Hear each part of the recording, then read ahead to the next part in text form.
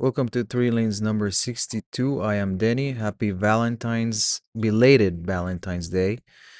And today I would like to discuss a hot topic that came out because some regulations were going to be stopped. I'm not here to discuss the political side of it or why it came out. But more so the facts and the technology affected or behind it. I think um, there's some interesting numbers here that need to be discussed, and it's a technology that it's not useless, I would say. So today's topic is the auto start stop systems in vehicles, the benefits and the disadvantages of them, and I'm not going to discuss if it's good or bad. I just want to give you the facts and for you to decide if it's good or bad. So, how did this start stop system begin? So, the auto start stop system, which is also called stop start idle stop or SST, is a technology that automatically shuts off the engine when the car comes to a stop. This, if you encounter a red light or in heavy traffic, you're bumper to bumper and your car stops, then the engine shuts off and almost automatically the car restarts um, seamlessly in most vehicles. I know there's a brand that's specific for complaints, but the car restarts when you either release the brake or press the accelerator. So this first came out in 1983 at the Frankfurt Auto Show, and it has become a near permanent or very popular feature in a lot of internal combustion vehicles, and roughly is in 65% of US vehicles. This was in 2023, statistics from 2023, 65%, and it increased from the 1% that it was at in 2012. And what's the incentive for this is the EPA off-cycle credits.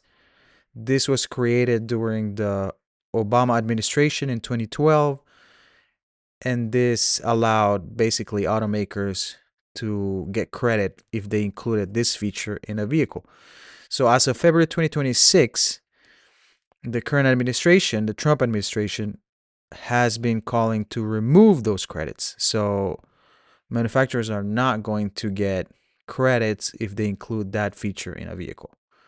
That's the bottom line of today's news. But the benefits of the auto start stop feature are fuel savings. So if we go straight to the numbers, and with the caveat that the magnitude of the savings depends on the driving conditions. So meaning how you drive the car or in what conditions you drive the car, that's how you're going to experience the savings in gas. So there's a few studies that have been made by SAE, Society of Automotive Engineers, Edmunds, Consumer Reports, EPA. So the fuel economy varies between all these sources.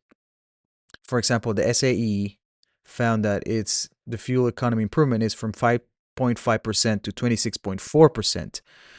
But the test conditions are in a standard city or heavy city congestion like New York. Edmunds has determined 2.9% to 9.5%. And this is a mix between suburban and urban loops. Then Consumer Reports 7% to 26%, sorry. And this is city versus highway scenarios. And then EPA has a 4% to 5%. And this is kind of like fleet-wide average. So meaning an average between sample of vehicles in different scenarios. So the range basically goes from 2.9% to, let's call it, 26.5%. So it's a huge range, right? So Edmunds basically found that drivers gain an extra 2 or 3 miles per gallon in city driving, and this can extend to 20 miles per tank, over the whole period of the tank of gas that you have in your vehicle. The longest idling scenarios, congested urban traffic, long red lights, those produce the greatest savings. Highway driving, where the engine does not stop, obviously it's not going to show a benefit. So this feature, if you drive mostly on highway where you don't stop, then you're not going to see the benefits of this specific feature, and it's probably not going to annoy you, right? So you might not be one of the people that are complaining about this feature. The second benefit is emissions reduction. So we have the auto start system, and this feature alone eliminated 10 million tons of greenhouse gas emissions per year as of 2023 in the US alone. So, to give you some context, and I think some of it is derived of the changes that have been made with the vehicles. In LA, when I was living in LA up until 2010, the sky was gray, absolutely gray. It was contaminated, and you could pick your nose and get like black boogers out of it because of the contamination of the air. Now, when I go back, I can actually see the sky, which is mind blowing. You don't see the smog on top of the city. Again, that's take it as an anecdotal evidence, because it's not something that I can say. Oh yeah, it's the correlation between the evolving emissions and how people drive, what people drive in LA. That's what made the difference. I'm trying to I'm not trying to convince anybody. I'm just trying to say that it might be correlated, right, to the improvements that we've made in mobility that might have contributed to the better air quality in LA. Okay, let's leave it at that. There's low added complexity in this type of features compared to like a hybrid or EV powertrains. So the start stop function adds very little changes to an already existing engine. So there's only a few components that you need to upgrade. For example, you need to improve the starter, the and battery, and that's it. Compared to like making a complete different drivetrain, hinting here Porsche, right? Trying to get rid of the Cayman and the Boxster and try to make it electric, and now they don't know if they're gonna exist in the future because it's a lot of work just to bring it back to gas. But I digress. And then next item is the compliance and savings for manufacturers. So now automakers, obviously, they're not gonna make any, or they're not gonna have any off-cycle credits to make these or to meet CAFE or GHG standards, which CAFE stands for Corporate Average Fuel Economy, and GHG stands for Greenhouse Gas Standards. So these are standards that they had to comply to, and they don't have the incentive to go back and develop new technologies to get some credits from the government. But this credits also kept vehicles pricing lower than if the automaker had to build in the price in or the cost that they incur in the price of the car. So these are the advantages. Now let's move to the disadvantages. Number one, and I think is the silliest one, is driver annoyance. So this is the most common complaint, and It's basically the momentary delay that for the engine to restart, especially in heavy traffic or making quick turns. That's frustrating for drivers. I have not experienced this because I do not own one of these vehicles. From my experience with these cars, you can turn off that feature, but it's something that as soon as the car you shut it off and then restart it again, the feature's back on. So I guess that's annoying for some people. But modern systems basically restart in as little as 0.035 seconds.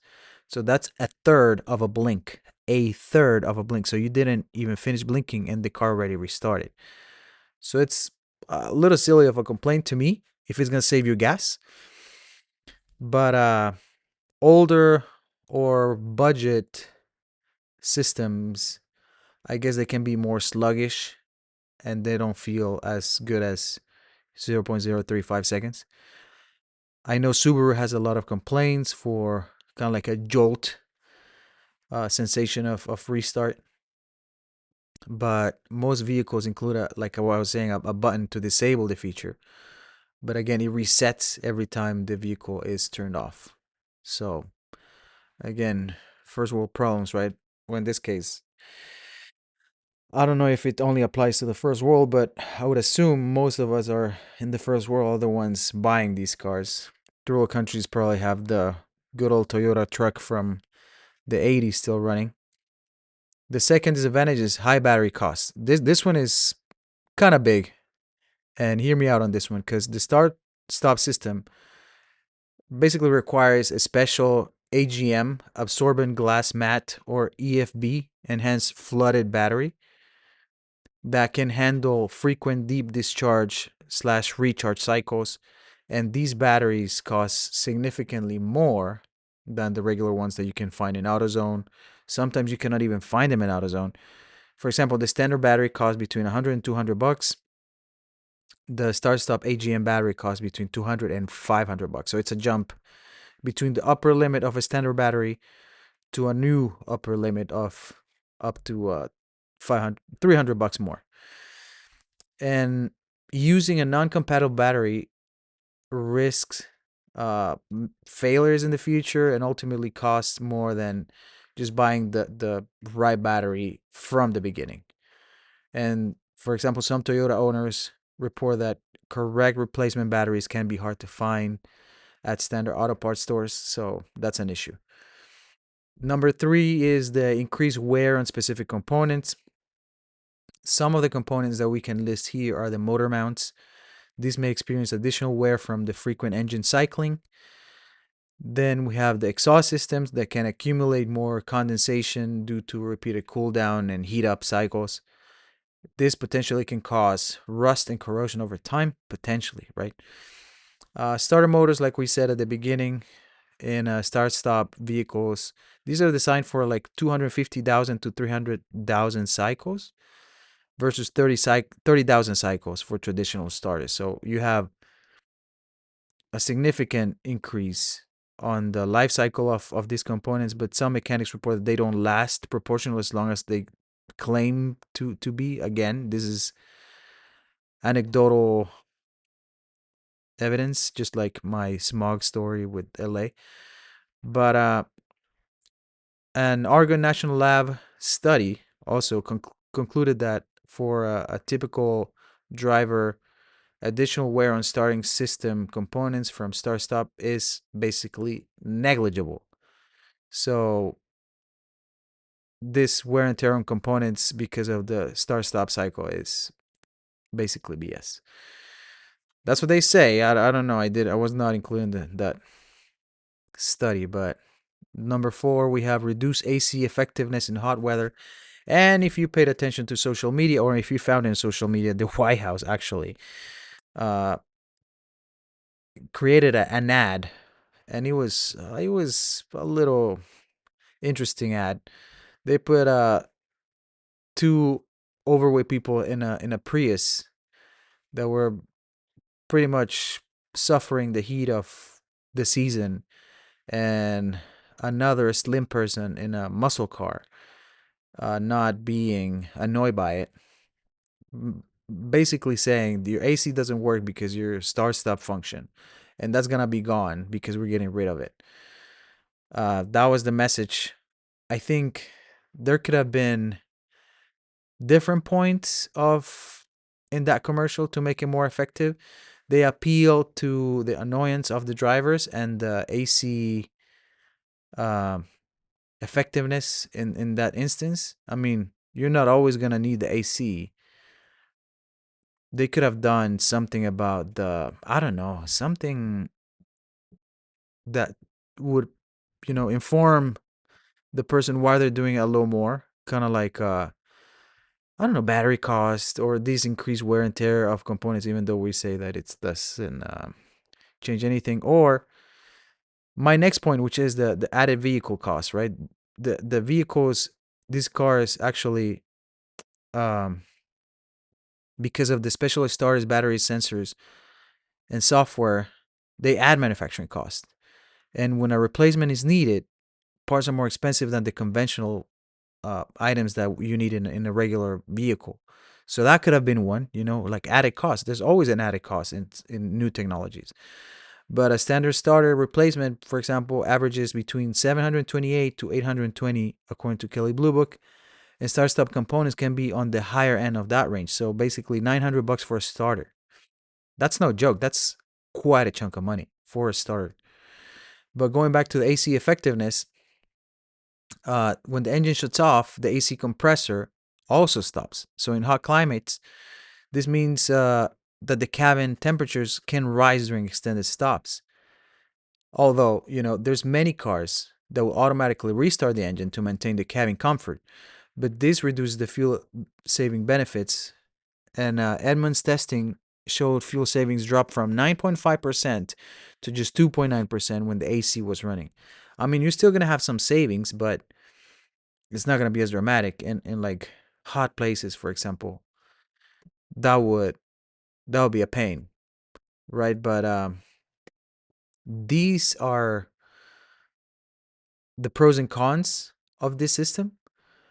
And if automakers lose the incentives to include this type of features in the car, they're obviously going to start, or they're obviously going to stop implementing these in new vehicles, because it's at the end of the day, it's going to be more expensive for them. If people don't like them, they might start removing them just to appeal to the people instead of trying to. Well, they don't need it to comply with anything anymore, right? There are no standards anymore that need, or mandates that make them include these features in a car.